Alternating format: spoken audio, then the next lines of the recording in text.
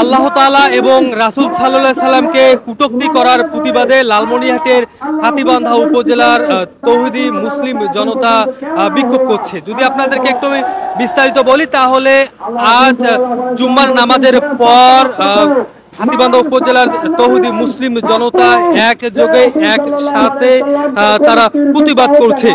তারা যেটা বলছিল যে আল্লাহ এবং রাসূলের কটূক্তি করায় রাখাল শাহ ও হাসান গালিবের গ্রেপ্তার ও উপযুক্ত শাস্তির দাবিতে তারা এই বিক্ষোভ সমাবেশ করছে। ইতিমধ্যে এই বিক্ষোভ সমাবেশটি হাতীবান্ধা উপজেলার যে উপজেলা চত্বর এলাকা রয়েছে সেই উপজেলা চত্বর এলাকায় রয়েছে। আমরা যারা এখানে বিক্ষোভ করতে এসেছে আমরা তাদের সঙ্গে কথা বলবো, আসলে তারা কি কি দাবি তুলে এই বিক্ষোভ করছেন।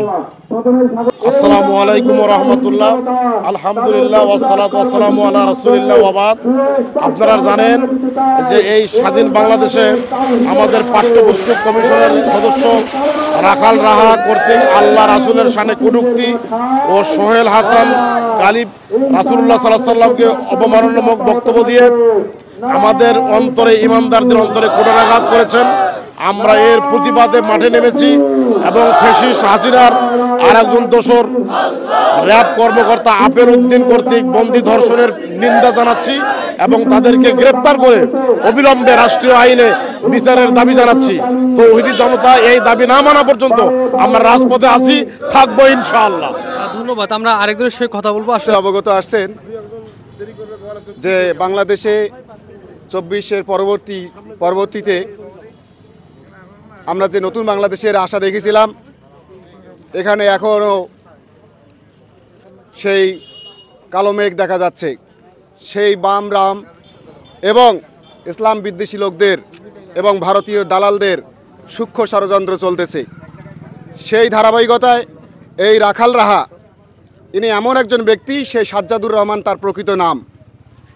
এই রাখাল রাহা সে তার একটা ছদ্মনাম, এই নামকে ব্যবহার করে সে আর আগে একটা বিতর্কিত নবম শ্রেণীর বইয়ে সে বিতর্কিত আদিবাসী শব্দটি অ্যাড করেছিল। এই আদিবাসী শব্দটি অ্যাড করার কারণে বাংলাদেশকে একটা বিভক্তির দিকে ঠেলে দিয়েছিল। তারই ধারাবাহিকতায় এবং ভারতের সেই পেইড এজেন্ট রাখাল রাহা আমাদের বিশ্বনবী এবং আল্লাহর বিরুদ্ধে এবং অবমাননা করতেছেন। আমরা তার প্রেক্ষিতে তার বিরুদ্ধে তার দৃষ্টান্তমূলক শাস্তির ব্যবস্থার জন্য আমরা আজকে একত্রিত হয়েছি। আমরা তৌহিদি জনতার পক্ষ থেকে আমরা এই সরকারকে বলে দিতে চাই যে এই নতুন বাংলাদেশে আর কোনো মুসলমানদের নিয়ে সিনেমিনি খেলা যাবে না। এই মুসলমানদের নিয়ে অনেক আগে সিনেমিনা করেছিল শেখ হাসিনা, তার ভারতে ঠাঁই হয়েছে।